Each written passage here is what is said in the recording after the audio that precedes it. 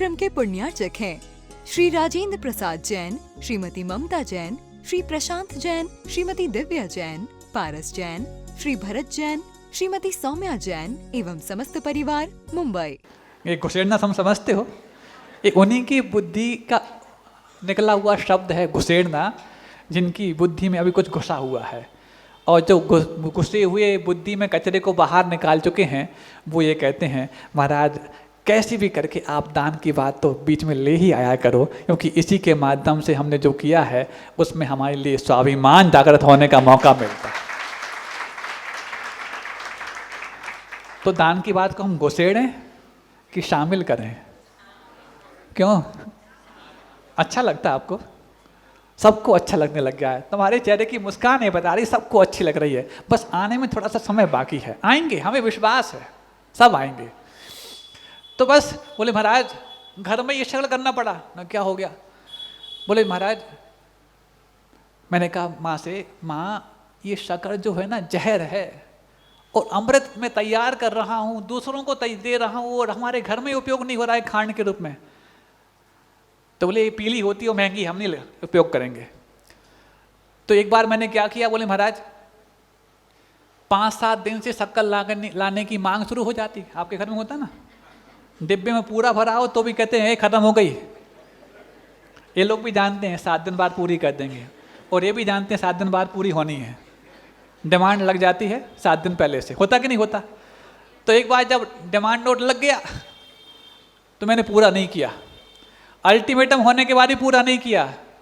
अब जब बिल्कुल डिब्बा खनखनाने लगा, कुछ नहीं बचा, तो मैंने उस डिब्बे में जाकर के खांड भर दी।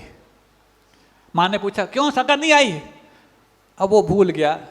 अब मैं क्या, वो खांड रखी, कर ले एक बार, कर ले देख तो ले।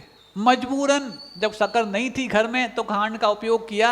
उसके बाद जो उसने जो भी मीठा पदार्थ बनाया होगा, चाय दूध मिठाई जो भी है, और उसका जब स्वाद चखा तो माँ ने संकल्प कर लिया अब घर में यदि कोई भी मिठाई और मीठा पदार्थ बनेगा तो इसी खांड के द्वारा बनेगा। हाँ, जिसको परिश्रम की खांड एक बार चस्का लग जाता है, फिर वो शक्कर की जहर से अपने आप बच जाता है। ठीक ऐसा ही जिसको दान का खांड मिठास पैदा करने लग जाता है, वो बचने के शक्कर से जहर से अपने आप को बचाने लग जाता है। कुछ लोग बचना चाह रहे हैं अभी, लेकिन एक चस्का मात्र लगा देना, और जिसको खांड का स्वाद लग गया है वो एक आध बार नाक पकड़ के उनके मुख में खांड का दाना रख देना, वो भी उतने ही लजीज अपने आप को पाएंगे जितने लजीज तुम अपने आप को समझ रहे हो। क्यों? तुम लोग अपना प्रभाव बता नहीं पा रहे हो ढंग से। महाराज हम कैसे बताएं? ज़्यादा नहीं बताना, पुण्यानुभूति भी करो तो ठाट बाट के साथ करो, और संकल्प भरो तो भी सीना तान के भरो, अपने आप तुम्हारा खांड उन तक पहुंच जाएगा। तो बस ऐसा हो गया। फिर हमने कहा भाई बात तो ठीक है, आप बहुत अच्छा काम कर रहे, परिश्रम कर रहे, महाराज प्लीज। अब उसकी इतनी मेहनत को देख कर हमें भी लगा कि 3 साल में 3 बार आ गया और तीसरी बार भी अस्पताल जाने के कगार पर है। हमने कहा भाई देखो, जहाँ तक तुम अपना डेपुटेशन लेकर के आए हो, लोगों को लेकर के आए हो, उनका ये टिकट है तो उनको जाने दो, हम तुम्हारी बात कराने की कोशिश करेंगे सुबह सुबह। आज तो हम चूँकि गुरु जी को इतना थके हुए आए हैं, और तुम्हारा 2-5 मिनट में काम तो बनने वाला नहीं, समय लगेगा व्यवस्थित समझने के लिए, हम कल करा सकते हैं। ठीक है, वो बात मान के रुक गया। कुछ लोग रुके, उसके साथ बाकी सब चले गए। अगले दिन जब सुबह सुबह गुरु जी के सामने उसको प्रस्तुत किया गया, तो गुरु जी ने जैसी उसकी बात शुरुआत, चूँकि जब व्यक्ति कुछ पवित्र कार्य करता है ना, तो उसका तेज, उसका ऑरा अपने आप ही पॉजिटिव हो जाता है, जैसे कि आप लोग का हो गया है। हाँ, आप लोग को देख करके हम बोलते हैं, कुछ पढ़ के नहीं बोलते, सब कुछ रखे नहीं रहता है यहाँ पर। बस आपका चेहरा जितना दमकता जाता है उतने ही हमारे शब्द चमकते चले जाते हैं। और आपका चेहरा तब दमकता है जब आप अपने उद्देश्य के मामले में अंदर से बहुत हर्षित होते चले जाते हैं, उत्साहित होते चले जाते हैं। फिर हमें लगता है कि बस अब कुछ नहीं, तुम्हारा माथा पढ़ना है, बोलना है। तो बस जब ऐसा हुआ, सुबह जब गुरुदेव के सामने जब प्रस्तुत किया, तो गुरुजी उस नौजवान की उस चेहरे की चमक को देख करके समझ जाना प्रारंभ किया। और जब उसकी बातें सुनी गुरुदेव ने, तो 1 घंटा सुबह दिया गुरुदेव ने। फिर बोले थोड़ा सा बाद में फिर देखेंगे। 1 घंटा दोपहर में दिया सामायिक के बाद, और 1 घंटा शाम को दिया भक्ति के बाद। 3 घंटे उसको एक दिन में मिल गए। उसके 3 बार जो 3 साल में आया, सब कुछ वसूल हो गया एक बार में ही। और गुरुदेव ने उसके इस प्रयोग को और उन्नति देने के लिए कई चीजें और बताई। आज वो अंतरराष्ट्रीय स्तर के सेमिनार करता है जैविक फार्मिंग के क्षेत्र में, अंतरराष्ट्रीय स्तर के।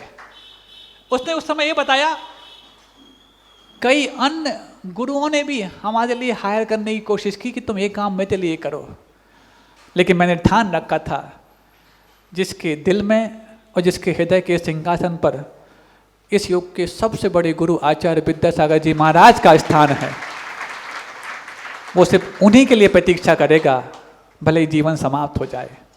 और उस प्रतीक्षा का परिणाम रहा कि आज वो अंतर्राष्ट्रीय स्तर पर ख्यात हो चुका है। उस व्यक्ति की हम बात बताने जा रहे हैं, पूरी अभी नहीं करेंगे हम।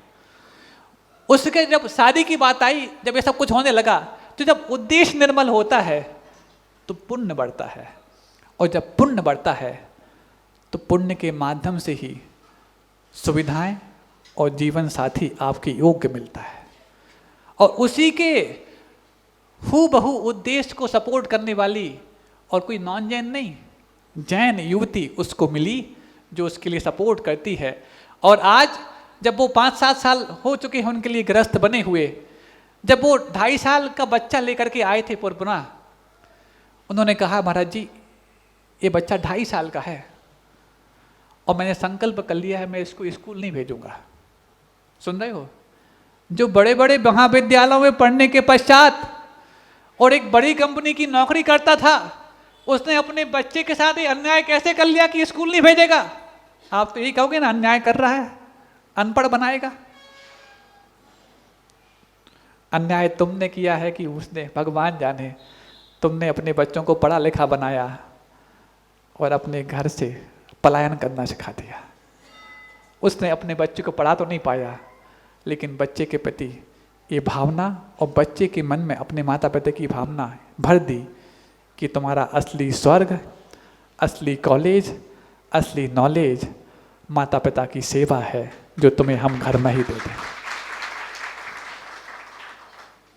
लेकिन महाराज अभी ये 2.5 साल का है, स्कूल तो जाएगा ही नहीं, लेकिन इस बच्चे को किसी भी खेत के सामने से निकाल दो और खेत में अभी अंकुर भी मात्र फूटे ना हो, फूटने वाले हों, तो वो फूटने वाले अंकुरों को देख करके पहचान जाता है कि ये किस बीज का अंकुर है। सुन रहे हो? तुम्हारे सामने फसल सामने आ जाए, बीज सामने आ जाए और दाल यदि 10-5 रखी हो तो तुम इतना ही जानोगे काली दाल और पीली दाल। ना तुम जानते ना तुम्हारे बच्चे जानते कि मूंग की दाल, उड़द की दाल, तुअर की दाल, मसूर की दाल क्या जानते हो? इतना ही जानते काली दाल और पीली दाल, तभी तो काली पीली करते रहते हो।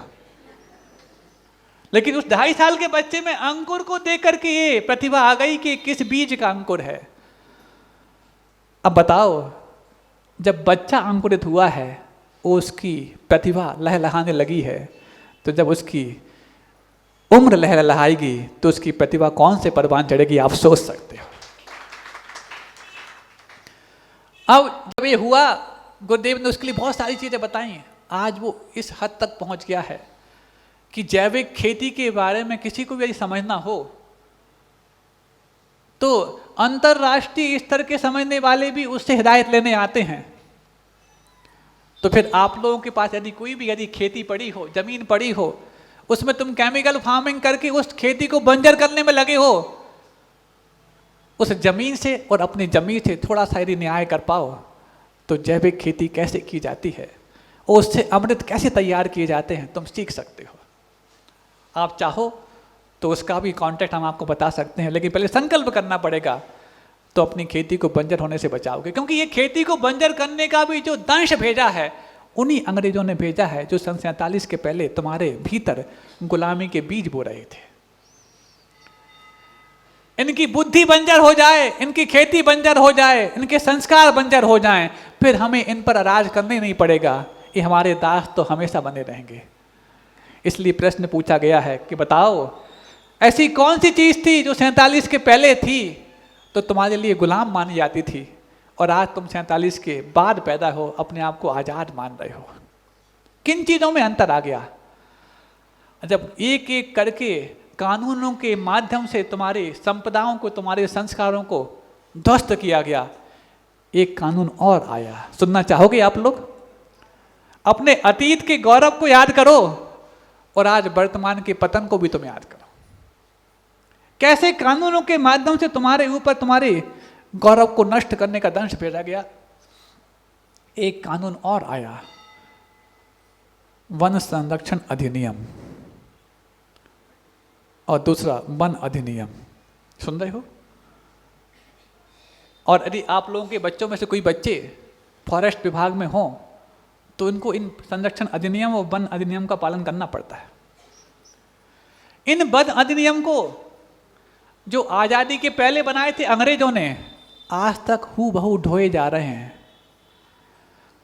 क्योंकि संविधान जो बना है वो संविधान भारत की आओ हवा और वातावरण के हिसाब से कितना बना है और कितना अंग्रेजों की कॉपी किया गया है, ये तो आप इस दृष्टांत से समझ सकते हैं जो हम आपके सामने देने जा रहे हैं। इस वन संरक्षण अधिनियम के तहत लकड़ी काटना गैर कानूनी है, अपराध है, क्राइम है। तो किसी लकड़हारे को लकड़ी काटते हुए देख लिया जाए और यदि कुछ मिलता ना हो तो फिर क्या होता है उसको पता है। लेकिन इसी वन अधिनियम के तहत, वन संरक्षण अधिनियम के तहत एक बहुत बड़ी कंपनी जो सिगरेट बनाने वाली है, जिसका नाम आप जानते होंगे, हम लेना नहीं चाहते, उस कंपनी के कई सारे ब्रांड निकलते हैं, कई सारे ब्रांड निकलते हैं। उस कंपनी को जो आज़ादी के पहले से भारत में पैर जमाए हुए है, आज तक जमाई हुई है, उस कंपनी को प्रति वर्ष करोड़ों पेड़ काटने की खुली छूट है। सुन रहे हो? काहे के लिए?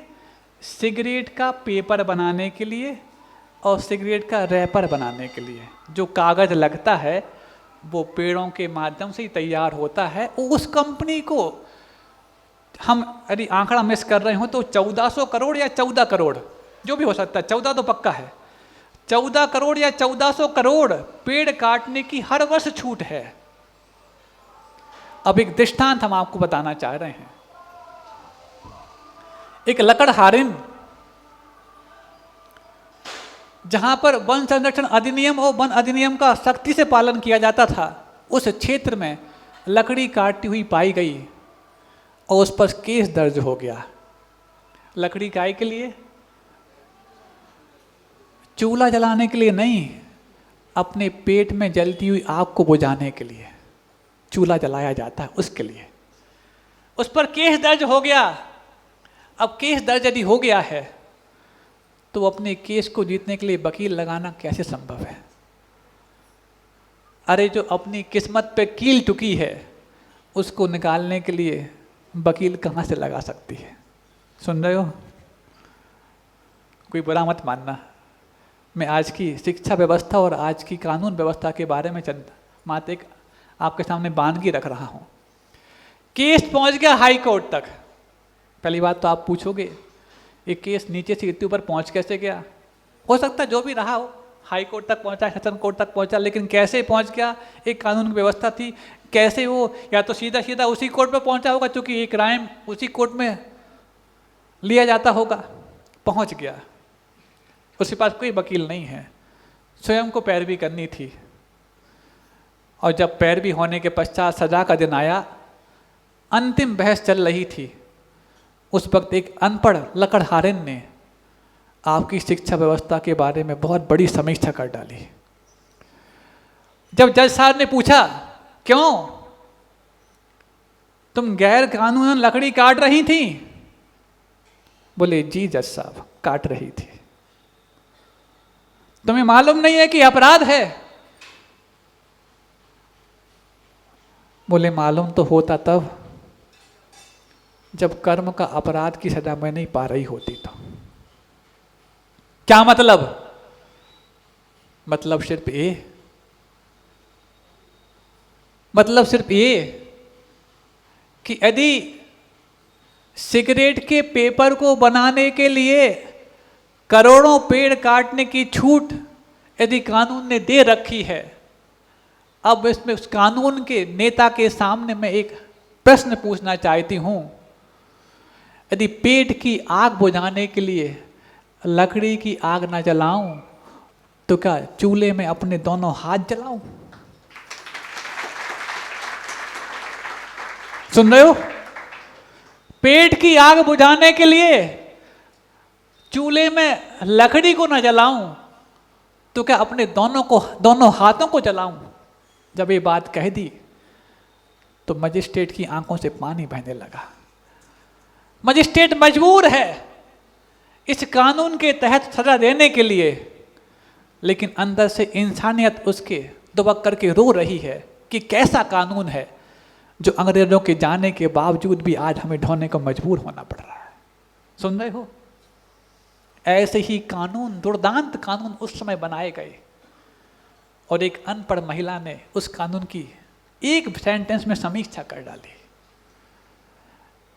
ऐसे ही बच्चे आपके तैयार हो रहे हैं पढ़ करके। तो महाराज पढ़ना बंद करा दें क्या? आप नहीं करा पाओगे, वो तो वो ही करा सकते हैं जो गुरु के मुख से अपना नाम निकलवाने का जज्बा रखते हैं। रोहित जैन का नाम भी बता दिया और मनीष जैन का नाम भी मैंने बता दिया। हम सिर्फ इतना ही सा चाहते हैं आपसे, आप अपने बच्चों को पढ़ाओ, जहाँ पढ़ाते हो पढ़ाओ, कोई दिक्कत नहीं है, लेकिन साथ में इतना पढ़ा देना कि एक आवाज पर वो आपके साथ बैठे हुए पाए जाएं। इतना पढ़ा देना कि जब पाठशाला में पढ़ने की बात आए तो उनके स्कूल का होमवर्क आड़े ना आ पाए। इतना पढ़ा देना कि जब पर्युषण पर्व में उत्साह के साथ धर्म ध्यान करने का मौका आए तो उनके स्कूल के एग्जाम उनके बीच में ना आ पाए। इतना पढ़ा देना कि जब स्कूल में एग्जाम कंडक्ट हों तो जिस समय अन्य छुट्टियां मिलती हैं आपकी त्योहारों की, उन त्योहारों की छुट्टियों में वो टेस्ट ना करा पाए।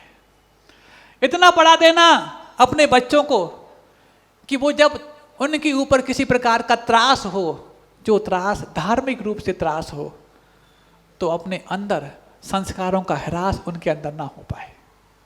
इस कार्यक्रम के पुण्यार्चक थे श्री राजेंद्र प्रसाद जैन, श्रीमती ममता जैन, श्री प्रशांत जैन, श्रीमती दिव्या जैन, पारस जैन, श्री भरत जैन, श्रीमती सौम्या जैन एवं समस्त परिवार, मुंबई।